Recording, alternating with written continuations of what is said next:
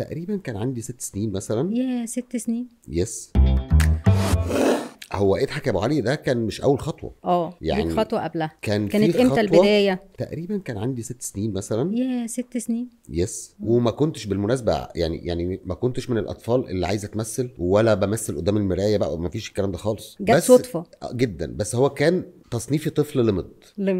هو دايما الطفل اللمد بيكسب يعني. ما هو الطفل اللمد بيبقى فيه ميزه، هو لمد لانه جريء، لانه بينكش، ما بيخافش قوي. اللمضه كانت بوابه عبور الفن بالظبط.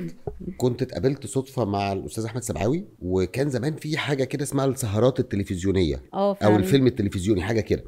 وكانت اغلبها بتبقى انتاج خليجي، بتتعمل بنصورها في مصر يعني، بس بتتذاع في الخليج. وما كانش فيه طبعا دش، ما كانش فيه، كان قنوات محدوده جدا، الاولى والثانيه ويمكن الثالثه دي مؤخرا شويه بعد ما كبرنا يعني. فجي ساعتها قابلني في مكان ولقاني بتلامض وبتاع، فقام نادهلي قال لي انت هنا لوحدك ولا معاك حد؟ فقلت له لا معايا ابويا وامي. فقام واخدني من ايدي ورايح لبابا، قال له انا احمد سبعاوي المخرج وبعمل سهره تلفزيونيه وبطولتها طفلين، فانا عايز احمد معايا.